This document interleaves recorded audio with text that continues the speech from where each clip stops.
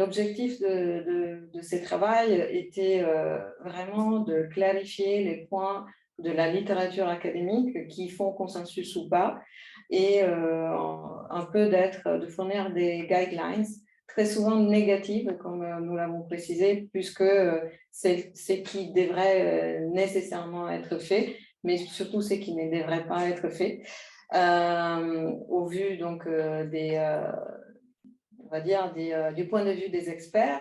Dans le rapport, si vous avez eu l'occasion de le parcourir, il y a différentes sensibilités et parfois un désaccord aussi entre les experts qui est en général argumenté et reporté.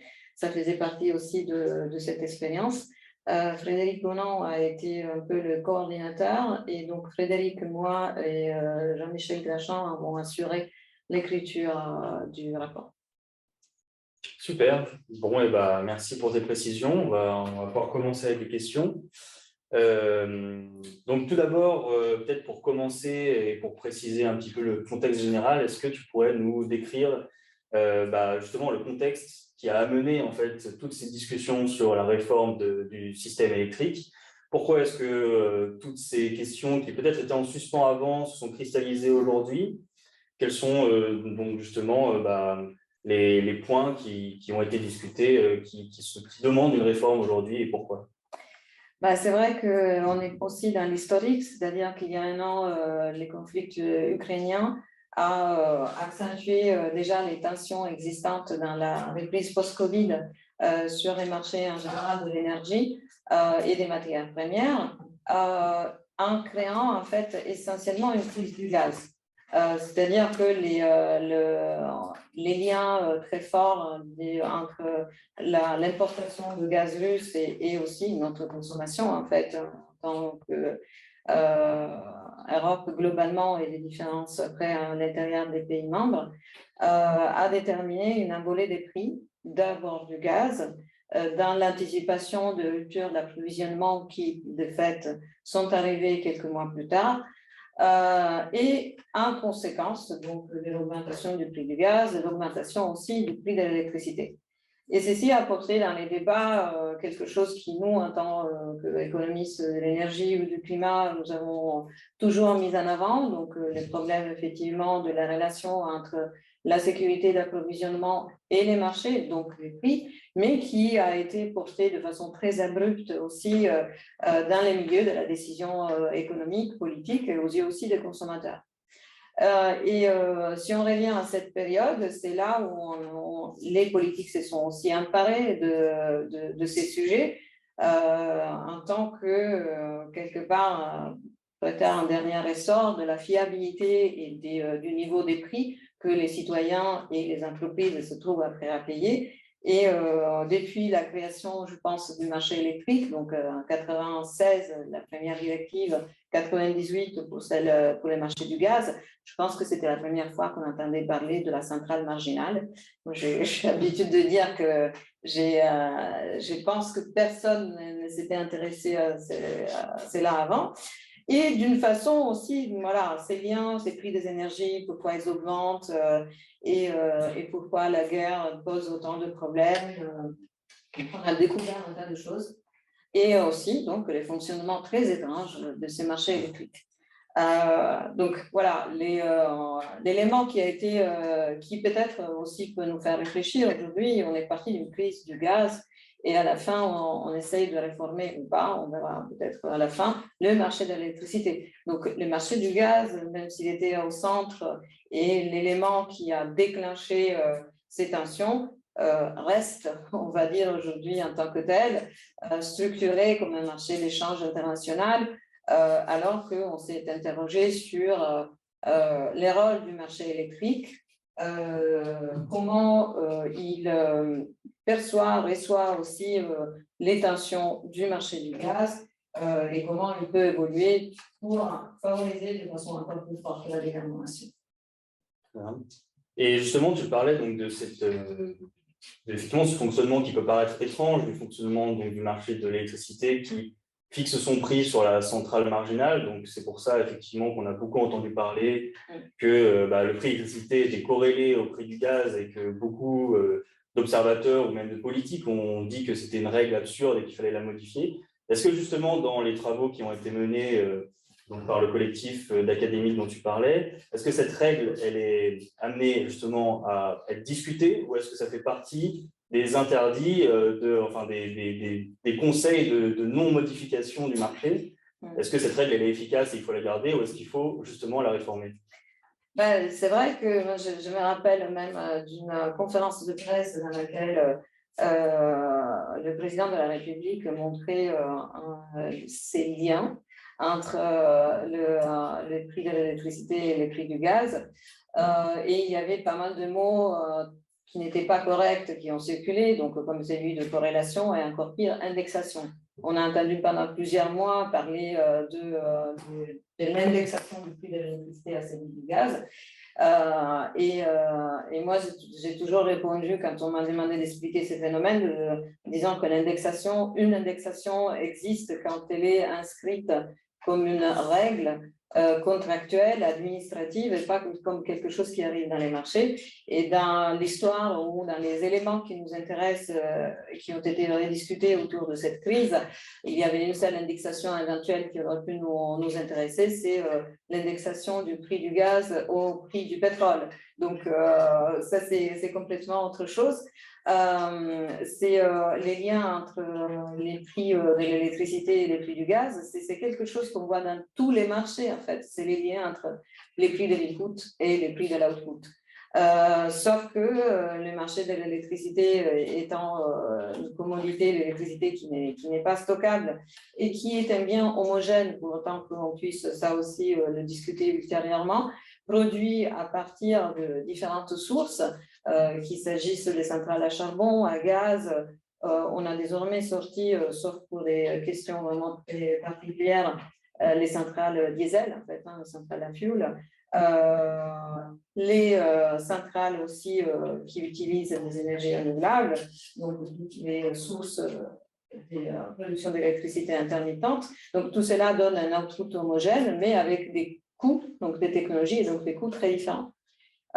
Et on empile donc une fonction d'offre, aussi bien qu'on les fait dans les marchés, je ne sais pas, de quelque chose qui est construit à partir de différentes sources, comme ça peut être les matières premières, les cotons par exemple. Il y a plusieurs producteurs de coton dans une économie globalisée, et donc on va mettre celui moins cher d'abord et celui plus cher après.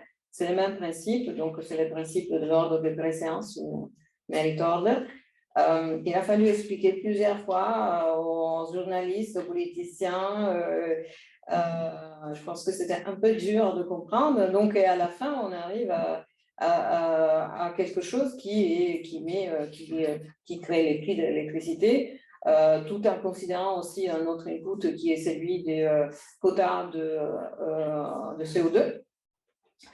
En fonction donc du niveau d'émission de ces moyens de production d'électricité. Donc, on arrive avec ces prix. Et ceci n'est pas, comme on l'a entendu, une règle administrative, n'est pas une règle créée par les bureaucrates européens. Donc, on a tout entendu. C'est juste techniquement, là, ce qui résulte de la mise en place de ce qu'on appelle optimal dispatching, donc minimisation des coûts de production pour des consommateurs qui peuvent être hétérogènes. Donc, c'est vraiment, je dirais, l'acte les plus existentiels même de l'efficience des marchés.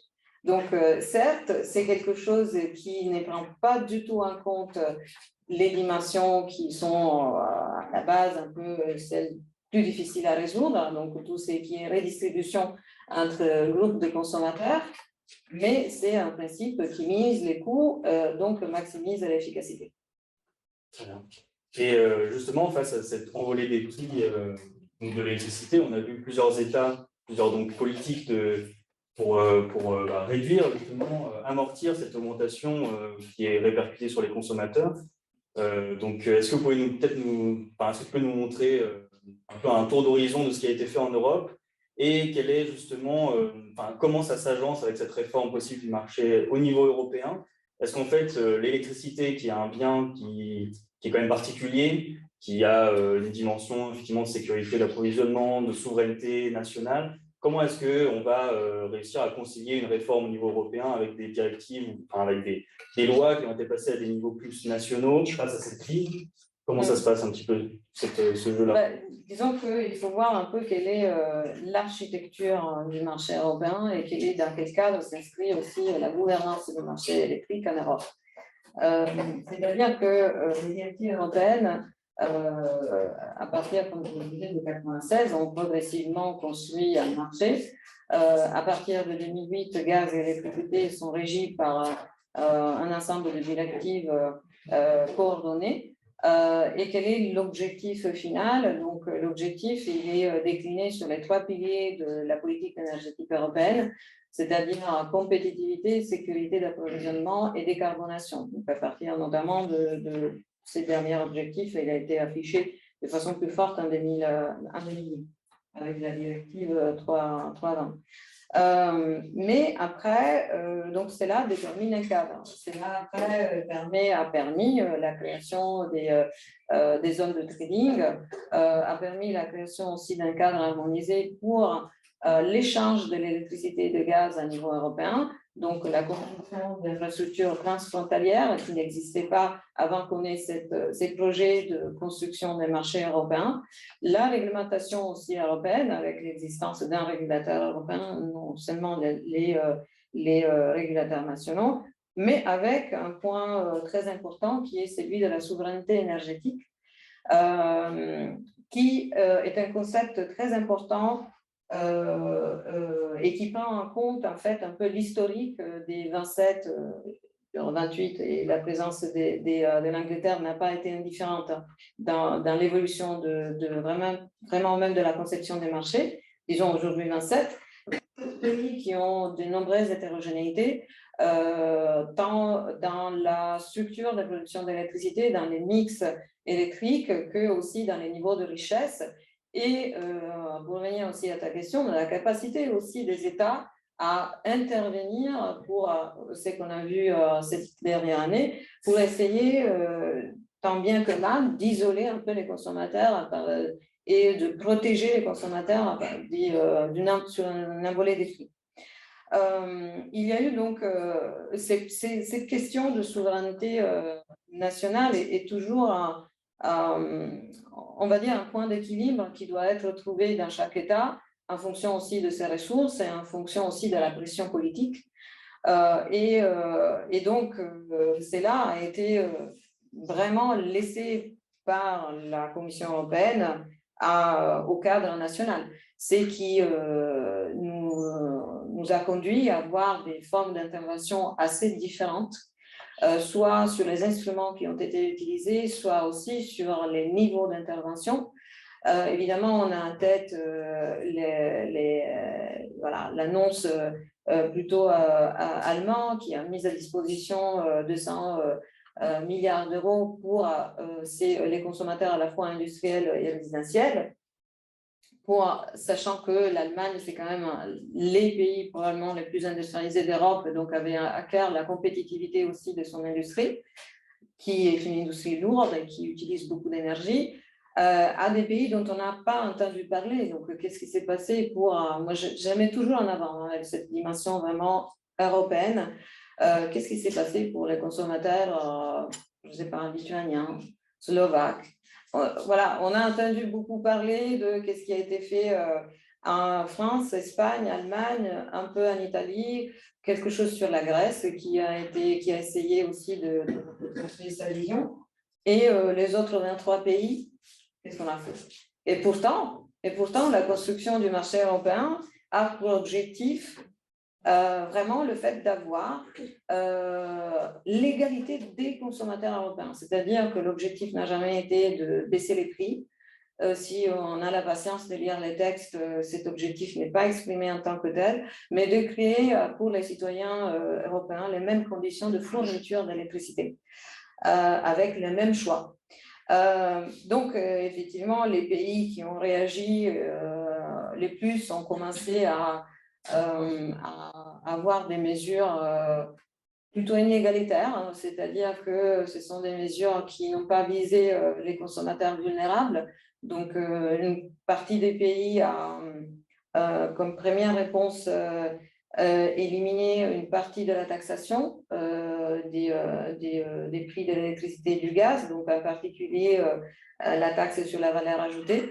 Et ensuite, on a commencé la danse des subventions qui se sont après articulées de façon différente, soit des chèques énergie, soit le cas qui est aussi celui français, c'est-à-dire de différentes formes de boucliers tarifaires.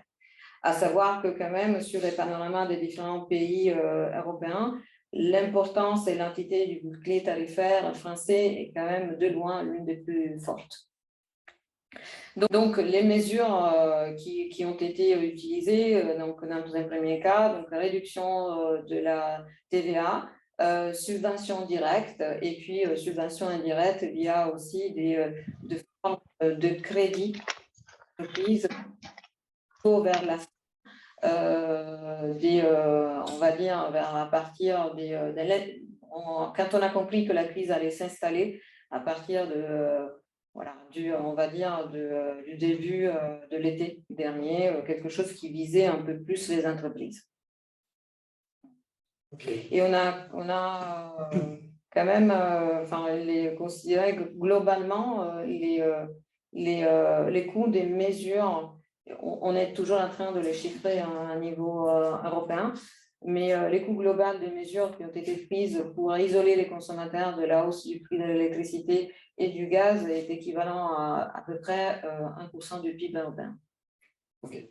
Ce qui pourrait être une action on va dire, de crise et d'émergence, c'est quand même quelque chose d'extrêmement élevé. Et donc, justement, les réformes qui sont en vue, est-ce qu'elles reprennent des éléments qui ont été proposés par des États justement pendant la crise, ou est-ce que justement ce sont en général des réponses qui n'ont pas été adaptées pour le long terme et qui sont seulement des rustines, on va dire, pour le court terme? Et si c'est le cas, donc qu'est-ce qui a été proposé par les académiques pour justement penser le long terme dans un marché avec des risques aujourd'hui qui se sont cristallisés d'augmentation des prix et donc pour protéger le consommateur d'éventuelles reprises de flambée des prix comme on a connu cette année? Alors, c'est vrai qu'une des grandes thématiques à la fois de cette discussion sur les marchés électriques et de l'ère supposée réforme, c'est vraiment l'agencement court terme, long terme. Dans les rapports, en plus de revenir sur l'efficacité de l'ordre de mérite et l'efficacité également de la règle existante, donc de l'enchère uniforme, nous avons essayé de voir quelle était aussi la frontière entre les mécanismes de formation des prix et les mécanismes qui vont justement protéger les consommateurs de ces prix, tout en prenant en compte aussi les mesures qui sont arrivées là en début plutôt de l'automne sur la taxation de super profits des énergéticiens en particulier. Du point de vue voilà, de ce qui a été exprimé dans les rapports, il nous semble que toute intervention directe sur les prix de l'électricité et de l'information ne peut représenter qu'une intervention de très court terme, donc une intervention d'urgence, mais que la vision un peu stabiliser ces mécanismes dans le long terme, c'était plutôt à éviter. Voilà, on est dans les don'ts qu'on a mis en avant, et que toute forme de protection de consommateurs devait être adressée par d'autres mesures de politique qui seraient plutôt des mesures de politique plus strictement fiscales, ou si on veut rester dans les questions de politique énergétique, plutôt des mesures de soutien aux consommateurs vulnérables et pas des mesures généralisées pour éviter justement des effets à la fois distorsifs, mais aussi l'alourdissement qu'on va tôt ou tard payer en tant que contribuable de la dette que cela est en train d'alourdir après en plus une période Covid où la dette aussi avait augmenté. Donc c'est un principe un peu d'allocation efficace et même de formes d'intervention qui sont quand même nécessaires pour éviter voilà, une exposition trop forte au prix de l'électricité pour les catégories de consommateurs qui n'ont pas d'autres moyens, qui sont en pauvreté énergétique, qui peuvent basculer en pauvreté énergétique s'il s'agit des consommateurs ou des entreprises dont les chiffres d'affaires commencent à être vraiment mis à mal par rapport à l'augmentation du prix de l'électricité. Après, on ne peut pas non plus éviter les signaux de prix. Voilà, c'est aussi un pilier de la réforme et un pilier de la prise de conscience aussi de la consommation de l'énergie. C'est qui était quand même, enfin, il était grand temps qu'on prenne conscience de cette consommation. Je pense qu'on ne pourra pas faire la transition énergétique sans éviter quand même de payer les prix de l'électricité, de l'énergie, du pétrole, des carburants, du gaz à leur vrai prix.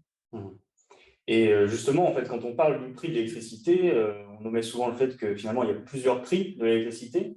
C'est-à-dire qu'on a un prix spot qui est effectivement celui qu'on voit le plus, qui est celui sur lequel se basent ensuite beaucoup de contrats, etc. Et quand on lit les propositions de différents chercheurs sur donc, cette réforme, on voit bien que en fait, ce prix qui était censé diriger les investissements sur le long terme ne l'a pas fait et qu'on a besoin d'avoir justement des prix des contrats et des prix de plus long terme avec des produits financiers qui doivent se développer pour améliorer justement la visibilité sur le long terme, la couverture des fournisseurs et donc des consommateurs sur le long terme. Est-ce que donc c'est vers un marché comme ça qu'on se dirige avec cette réforme qui serait souhaitable d'avoir quelque chose qui permette toujours de garder finalement une même structure de marché à peu près identique, mais simplement d'avoir plus de produits qui permettent de mieux se couvrir sur le long terme? Alors oui, là aussi, nous avons un peu clarifié cet agencement court terme, long terme, d'autant plus qu'une très grande partie du débat s'était cristallisée sur ces éléments contractuels de long terme. On va venir un peu plus dans les détails, en opposant différents instruments et peut-être en grossissant un peu les traits, en disant que certains instruments à long terme étaient antinomiques par rapport à d'autres.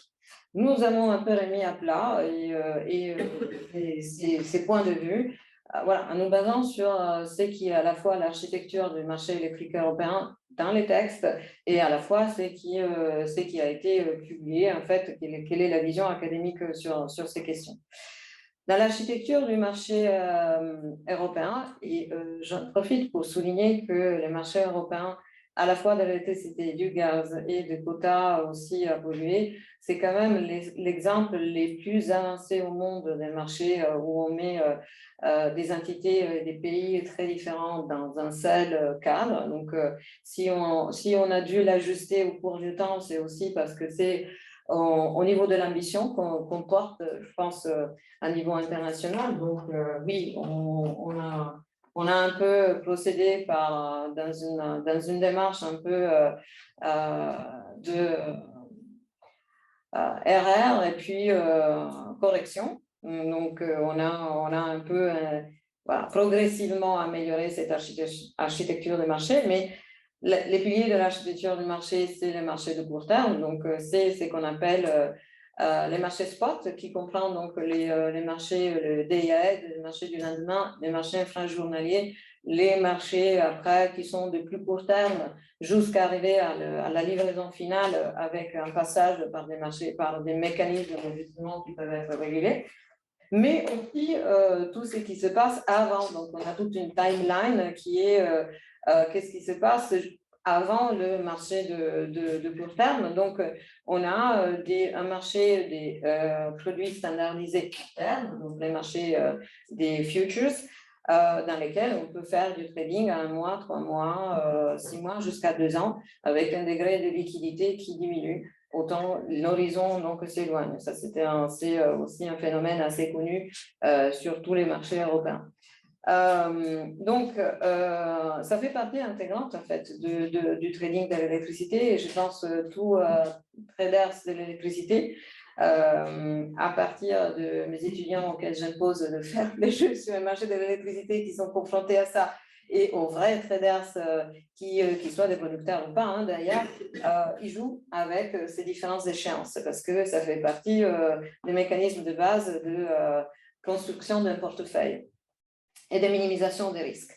Mais dès les débuts, en fait, dans la construction du marché européen, il a été laissé une marge très importante à la fois aux producteurs, mais aussi aux consommateurs, d'accompagner tous ces mécanismes de court terme avec des mécanismes de long terme.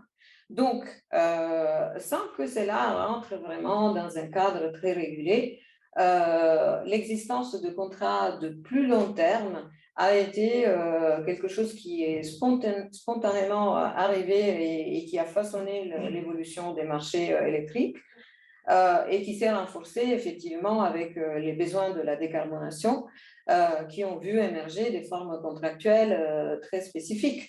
À partir de l'existence des subventions comme par exemple les contrats feed-in, il s'agit bien de contrats qui sont passés donc entre l'État et les producteurs d'électricité renouvelable, aux contrats qui sont conclus entre les grands consommateurs d'électricité et des fournisseurs, qui sont des contrats qui rentrent dans la sphère des contrats commerciaux privés et donc qui n'ont pas nécessairement vocation à être régulés.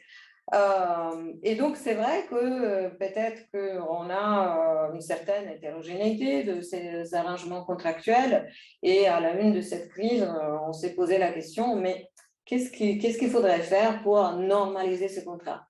Et c'est que nous avons exprimé, c'est que probablement cette idée de normalisation, de standardisation des contrats n'était pas justifiée. Autant il faut renforcer le trading sur les marchés standardisés parce que leur liquidité est fondamentale pour la coordination des acteurs et pour la création d'un signal prix qui soit à court terme et à plus moyen terme qui fasse sens.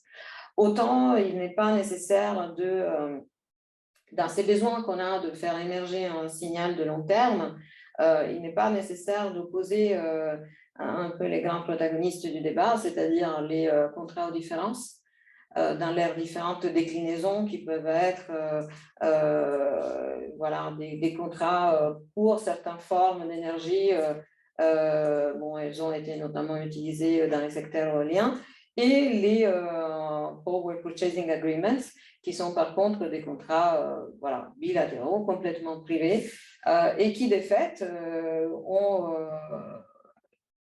contribué aussi à des démarches, des décarbonations, on va dire, plus ou moins réussites, mais bon, ça on jugera peut-être à plus moyen terme, mais à la construction de portefeuilles vertes, notamment dans différents pays qui vont utiliser ces contrats. C'est très souvent le cadre, par exemple, de l'Espagne, du Danemark ou de l'Italie. Donc, dans notre point de vue, c'est que chacun de ces contrats a une vertu. Chacun de ces contrats peut être un peu customisé selon les objectifs. Et sur ces points, je pense que pour faire quelque chose dont on n'a pas encore parlé, donc les premiers projets qui ont un peu fuité, donc qui sont en train de s'affiner, de réforme, les documents que la Commission sur laquelle la Commission a commencé à communiquer, reviennent effectivement sur la nécessité de cette pluralité d'instruments avec peut-être des ajustements, mais c'est vraiment à la marge. Le fait de dire que les contrats aux différences peuvent être two ways, donc pas seulement une partie qui paye, mais voilà, des vrais contrats aux différences comme on les étudie dans les textbooks. Voilà, donc il y a un véritable besoin d'investissement. Ça, c'est clair que l'investment gap est toujours là par rapport au besoin d'arriver vers l'économie à net zéro. Mais ce n'est pas le nerf de la guerre de commencer à restreindre en fait les instruments pour y arriver. Tout en sachant qu'on a aussi un prix du carbone derrière qui lui, a aussi un rôle d'instrument de long terme. Dans toutes ces discussions, on parle donc de réforme du marché de l'électricité, mais comme tu viens de le dire, il y a beaucoup d'électricité qui qui passe par-dessus le marché, en fait, qui est juste échangé entre acteurs donc des contrats over the counter. Est-ce que justement une réforme donc, telle qu'on l'envisage, une réforme du marché, est-ce qu'elle aurait aussi en fait un impact sur ces contrats-là qui ne sont pas dans le marché à proprement parler, ou est-ce que justement la réforme vise les deux formes d'échanges possibles ensemble? Enfin, est-ce que voilà, comment ça marche un peu Je pense que les fondamentaux du marché électrique ne vont pas être modifiés si on veut renforcer les signaux à long terme. Si on regarde, on pourrait avoir un peu de curiosité pour aller regarder comment se passe vraiment un ordre de mérite. On sait très bien que l'ordre de mérite de court terme, il a une bande plate à zéro. C'est toute l'électricité qui est échangée toutes les heures, qui est l'exécution de ces contrats de long terme. Donc déjà, premier élément, les contrats de long terme sont bien intégrés dans la logique des contrats des échanges de court terme. Il y a une obligation donc, de transparence vis-à-vis de l'opérateur de marché qui a été bien pensée pour le fait que, certes, ce n'est pas de l'électricité qui est échangée sur les marchés, mais c'est de l'électricité qui va quand même passer dans les réseaux et qui doit donc être aussi coordonnée avec les échanges de court terme. Ça, c'est pour les côtés un peu organisation et technicité aussi de ces marchés. Et de façon plus conceptuelle, il n'y a pas un marché, qui soit le marché de l'énergie ou pas, où on n'est pas de contrat. Donc, c'est vital, le fait d'avoir des contrats. Donc, d'autant plus dans le cadre d'un bien qui n'est pas encore stockable. Et peut-être justement qu'on a besoin de ces contrats pour aussi améliorer les technologies du futur qui peuvent favoriser ces besoins aussi d'investissement, on va dire, sur le stockage à large échelle, sur la coordination entre différentes formes de stockage qui peuvent être faites à niveau du réseau avec l'intégration des voitures électriques, avec les centrales power to gas. Donc tout ça, ce sont des investissements qui ont besoin d'arrangements contractuels tout en restant coordonnés avec les marchés de court terme. Sans parler aussi de ce qui va se passer du côté de la demande. Donc, alors, nous avons mis en avant un élément d'attention sur le fait que basculer sur un monde où il y aurait par contre que de contrats est aussi quelque chose qui n'est pas, ça fait partie des dons. Parce que les signaux de prix, qui est un point aussi focal dans tous les contrats, et on fait référence tôt ou tard dans les clauses au contrat de court terme, ces prix de court terme doit être un véritable prix. Donc, c'est-à-dire qu'il faut assurer suffisamment de liquidité dans les marchés spot et dans les marchés futurs. Pour que justement on puisse avoir la transparence la plus importante possible et que quand on écrit une clause dans un contrat en disant voilà, les parties font référence à un écart par rapport à un prix de court terme, voilà, que ce prix de court terme soit un prix vraiment qui permet d'internaliser les fondamentaux du marché.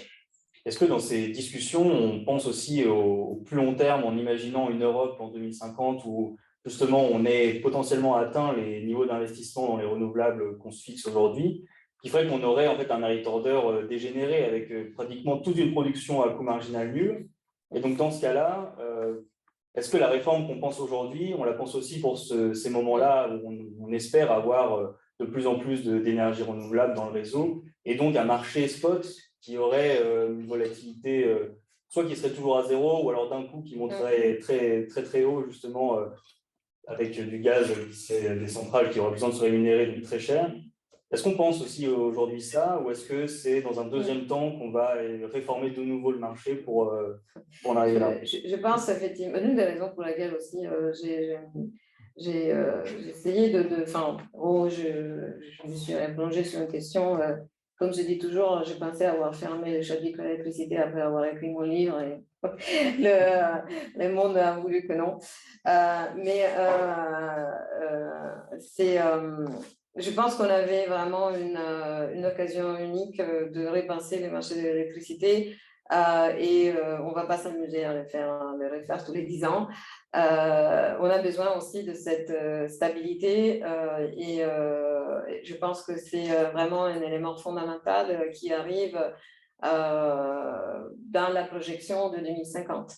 Alors, ce qui est après difficile, c'est qu'il y a des incertitudes majeures sur certaines technologies que ici à la chaire nous connaissons bien, qui vont de tous les moyens de flexibilité que tu étudies et où tous les moyens de décarbonation qui peuvent être plus la capture du CO2 ou des véhicules des carburants synthétiques. Donc, tout ce monde-là qui doit se matérialiser d'ici 2050, il faut pratiquement, ce sont des investissements qu'on fait aujourd'hui. Donc, on ne pourra pas remodifier dans la suite. Je pense qu'on a aussi une obligation de consistance intertemporelle du régulateur et du cadre légal.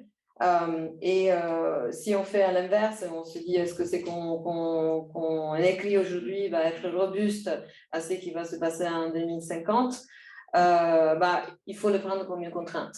C'est-à-dire qu'il faut justement prendre un cadre en tant que celui qu'on exprime aujourd'hui, qui fait une partie importante, qui me laisse une partie importante aussi à ces investissements dans la décarbonation. Et il ne faut plus dire, voilà, on va l'ajuster à la marge. Encore une fois, si on devait se projeter dans le monde net zéro, c'est un monde effectivement où on aura un prix des énergies qui est élevé. Un niveau de volatilité, si on réussit donc tous les investissements dans les différentes formes de stockage qui ne devraient pas être plus volatiles de celui qu'on a aujourd'hui.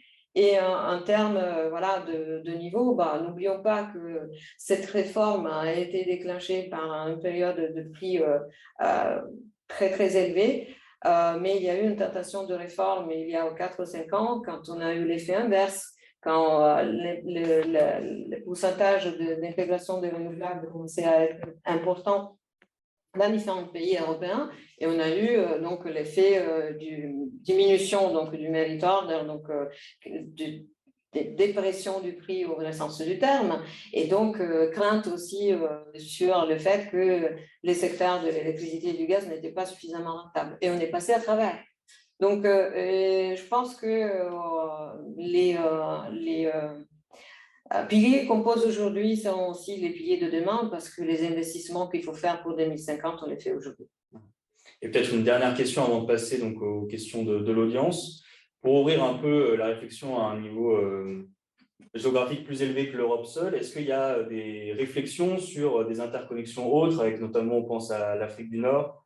Pendant longtemps, on a eu des projets justement d'échange de panneaux solaires qu'on mettrait en Afrique du Nord pour permettre une production solaire justement importante et qu'il y aurait des échanges avec l'Europe qui manqueraient, elle, de potentiel renouvelable. Est-ce que c'est des choses qui sont toujours sur la table ou est-ce que c'est totalement en dehors du scope aujourd'hui ?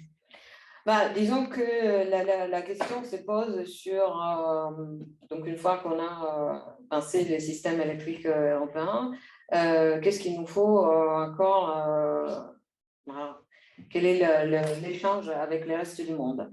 Et c'est vrai que quand on parle de cela, je pense que en plus de ce dont tu parles, je vais aussi on peut dire quelque chose, c'est un peu le monde de la souveraineté énergétique européenne, qui est aujourd'hui aussi au cœur de la préoccupation. On a vu, même cette semaine sur les plans de décarbonation de l'industrie, à quel point on a à cœur le fait de dire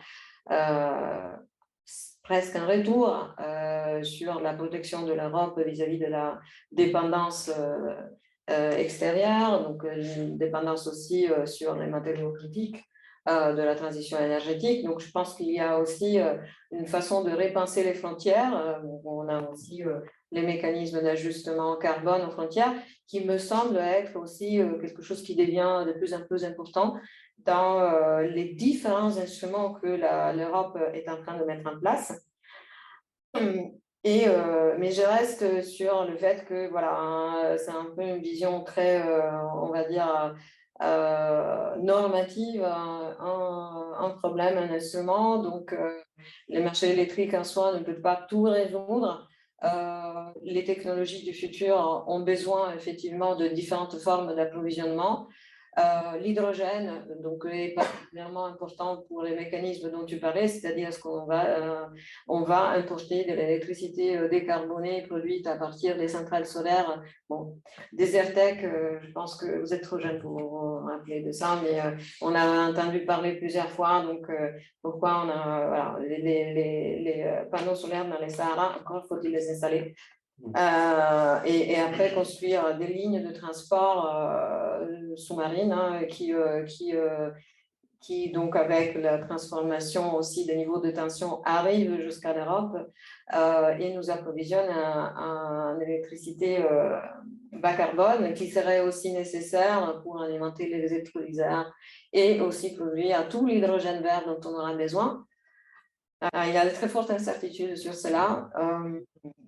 Et je pense que voilà, le marché électrique seul ne pourra pas résoudre toute cette incertitude.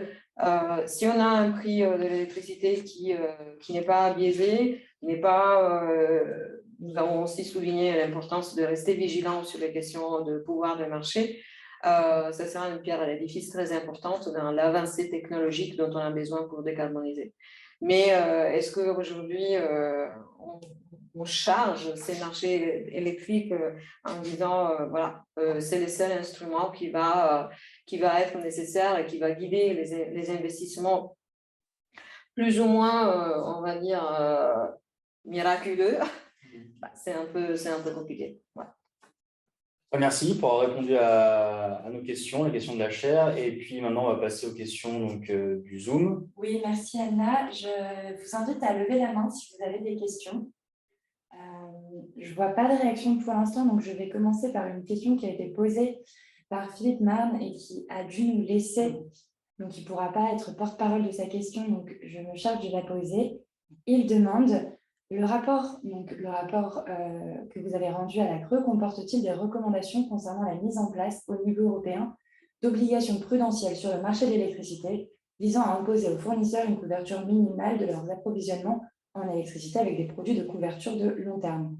Quels sont les types d'outils de couverture envisageables? Donc, justement, nous pensons que poser des règles de sécurité ex ante avec des pourcentages de couverture qui seraient décidés dans un cadre, on va dire, une directive modifiée, pourrait imposer soit un niveau d'assurance excessif, soit trop faible. Donc, le fait de pouvoir standardiser une part de la couverture est quelque chose de laquelle on a pu discuter, mais disons que même si on peut, on n'a pas de règle d'or en fait, dans laquelle on dit un portefeuille idéal d'un fournisseur va être constitué de X% de produits à long terme et X% à Y à long terme et les résiduels à court terme. Ça serait en fait un peu contrevenir à une architecture dans laquelle les opportunités de trading sont là pour justement avoir une logique de diversification. Ceci dit, et je pense que ça c'est aussi quelque chose qui a été beaucoup souligné dans les premiers éléments qui ont fuité sur le projet de la commission. On renforce beaucoup tout ce qui est transparence, donc toute la directive REMIT qui justement est une directive qui impose déjà beaucoup de transparence sur les éléments un peu d'exposition des différents fournisseurs, ou producteurs aussi. Donc, je pense que tout ce qui est obligation de reporting va être crucial pour éviter des prises de risques excessives et des faillites. Bon, c'était un peu le cas En Angleterre, heureusement, ça n'a pas été le cas en Europe, on va dire, continentale. Mais voilà, ce n'est pas quelque chose qui doit être décidé à nouveau. Merci Anna. En l'absence d'autres réactions sur le team, je ne vois pas de main levée. Donc, je vais continuer avec les questions qui ont été posées à l'écrit. Toujours les timides, en fait. Ouais. Donc, on a une question de Gabin Guilpan, j'espère que je prononce bien. Le seul outil envisagé par la Commission pour les marchés à terme semble être les hubs virtuaux régionaux avec des droits de transmission à long terme. Quelle est l'efficacité attendue de cette mesure, notamment par rapport aux mesures de réduction, diversification du collatéral pour stimuler la liquidité et la profondeur du marché? De fait, ce n'est pas une nouvelle proposition. Enfin, toute l'architecture du marché actuelle fonctionne avec des hubs qui, je ne sais pas pourquoi il faut les classer comme virtuels, parce qu'à la fin, il y a une livraison physique. C'est-à-dire, on a une construction du marché qui est avec différentes zones de trading. Ces zones de trading sont interconnectées. Grâce aussi donc à des infrastructures, comme je disais tout à l'heure, transfrontalières, qui lient les différents pays et les différentes zones. Si je résume un peu le concept économique, est-ce que pouvoir avoir la possibilité de faire du trading sur différentes plaques, on va dire, d'échange et plus ou moins substitut d'une forme de collatéral. En fait, c'est une question un peu de conception. En revenant aussi à la réponse, c'est dans la continuité de la question qui a été posée avant. Est-ce on doit introduire... alors, déjà, pour faire du trading dans ces marchés, il faut avoir une certaine... quand on rentre dans des trading sur un marché électrique, on ne rentre pas de façon complètement neutre. Donc déjà, il faut montrer une certaine solidité financière. Donc je pense que cette barrière à l'entrée fait partie d'un screening assez important dans les droits de certains opérateurs à faire partie du marché. Donc on ne rentre pas les poches vides, de quelque sorte. Ce n'est pas une mesure officielle de collatéral en tant que telle, en tant que, on va dire, une garantie bancaire qui puisse être après utilisée dans dans les marchés de la liquidité d'une façon ou d'une autre. Mais la philosophie de ces marchés, c'est que la disponibilité des produits les plus différenciés possibles et la forme aussi de défense, c'est-à-dire un équilibre entre exposition au risque et à rentabilité, qui devient après très, très technique et très financière. Donc, à ce titre, effectivement, il y a une convergence entre la financiarisation des échanges, donc, quelles sont les règles de ces produits financiers, et le fait qu'après, on délivre un bien qui est quand même fondamental. Mais encore une fois, ça, c'est la façon dont on maximise les opportunités de diversification. L'existence d'un collatéral n'est pas un substitut, peut-être plus un complément à ces marchés, mais il me semble qu'il ne faut pas les opposer. Merci.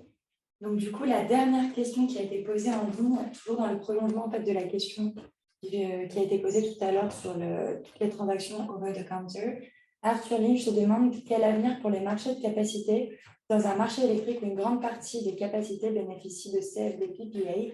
Comment conserver le signal prix pour les capacités bénéficiant de ces contrats? Comment gérer le risque réglementaire lié à la fixation du strike des CFD par l'entité publique ou à sa renégociation ex post? Alors, c'est plusieurs questions.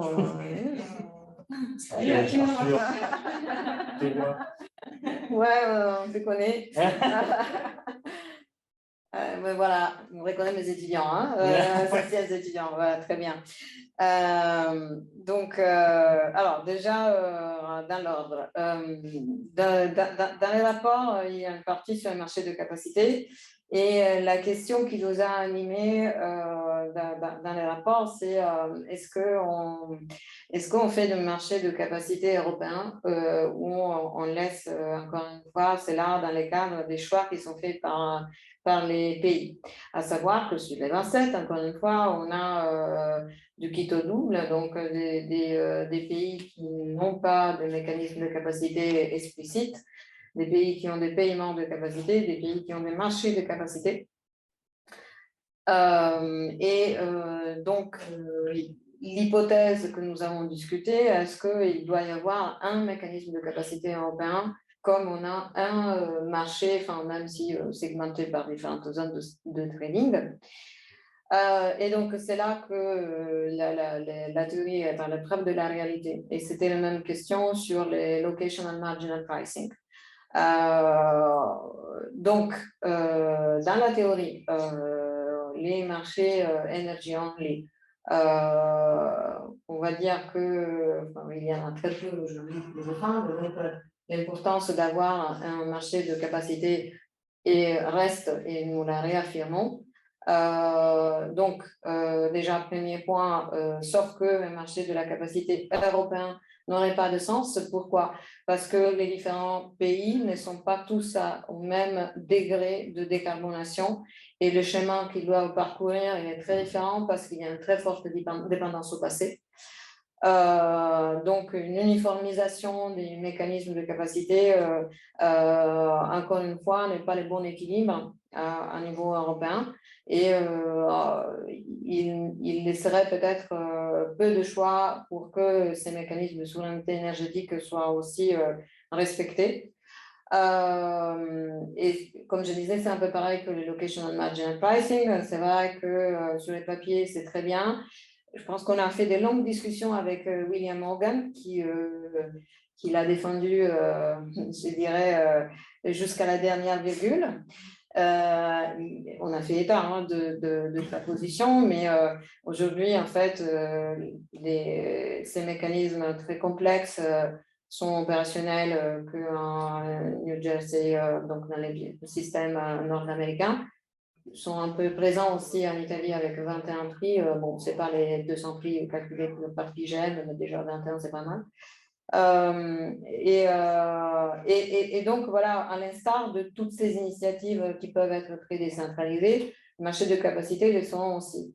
Quel est donc après l'élément qui coordonne? Effectivement, c'est les prix. Donc, c'est aussi comment on construit un prix pour la capacité. Et là, donc, nous avons souligné le fait que ce n'est pas une option. Ce n'est pas un droit de rappel, c'est un véritable prix de la capacité à long terme qu'il faut faire émerger avec des moyens les plus explicites possibles. Donc, par exemple, les enchères pour les capacités sont des instruments qui nous paraissent assez convaincants. Et c'est ça qui va faire émerger le meilleur prix qui sera aussi inscrit à leur tour dans les contrats de long terme inscrits possiblement par un gouvernement. Donc, pour faire référence à la valeur de la capacité à long terme. Merci beaucoup, Anna. Je pense que le FLM va toucher sa fin, à moins qu'il y ait des questions brûlantes qui veuillent encore être posées. Oui, on a une question de Marc. C'est vrai aussi. Oui, bonjour, vous m'entendez? Très bien. Merci, oui, Marc. alors, bonjour Anna.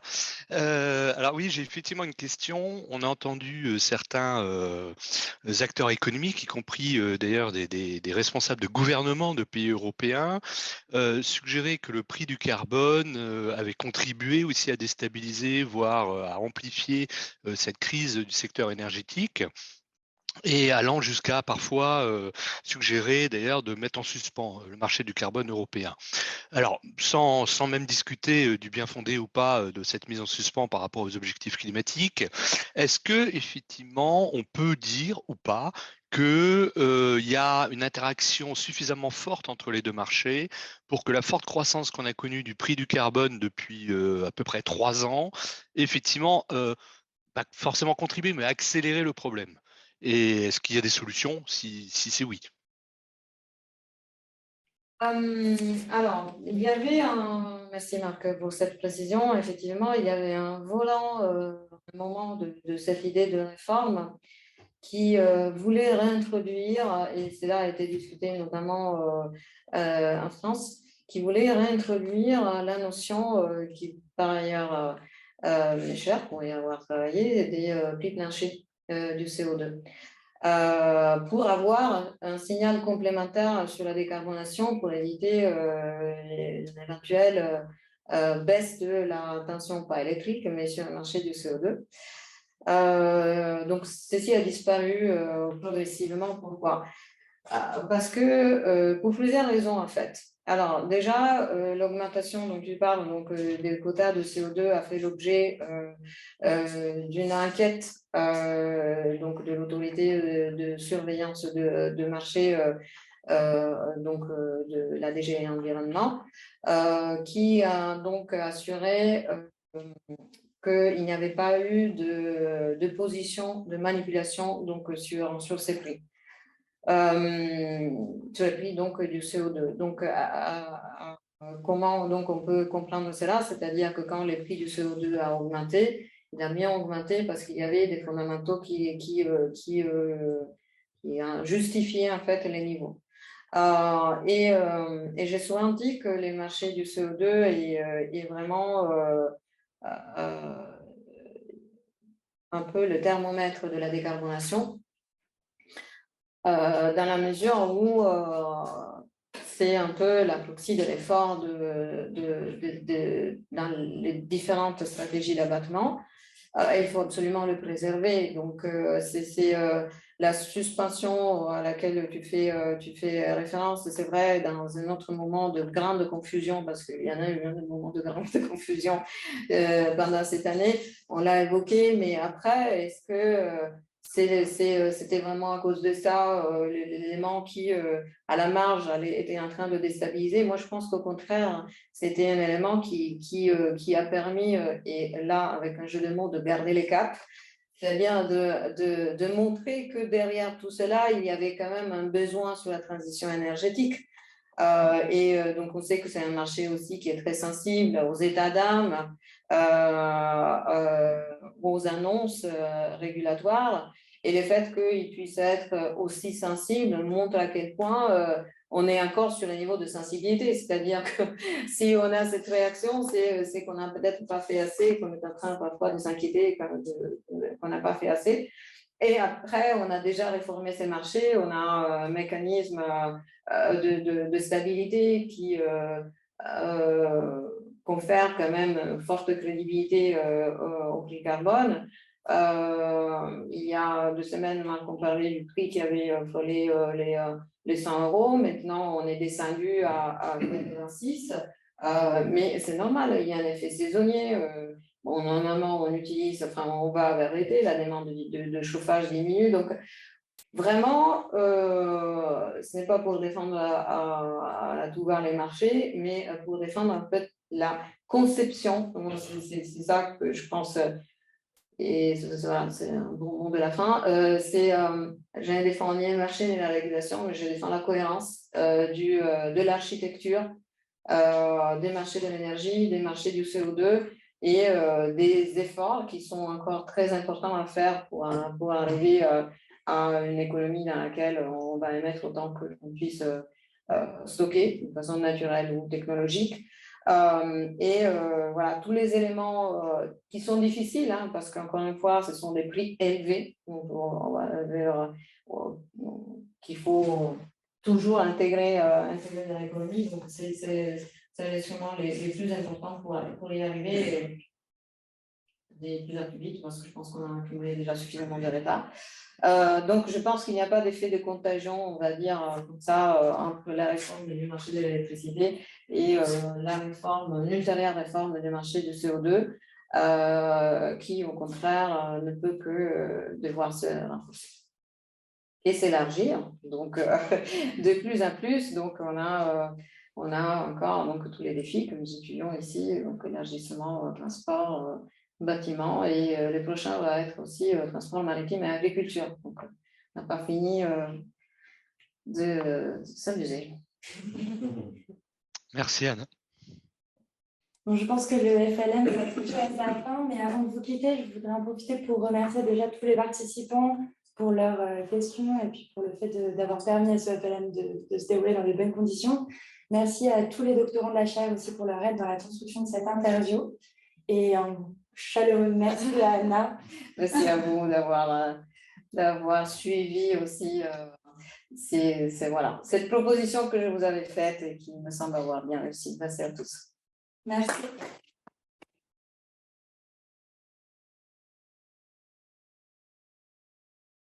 Et bonne journée à tous.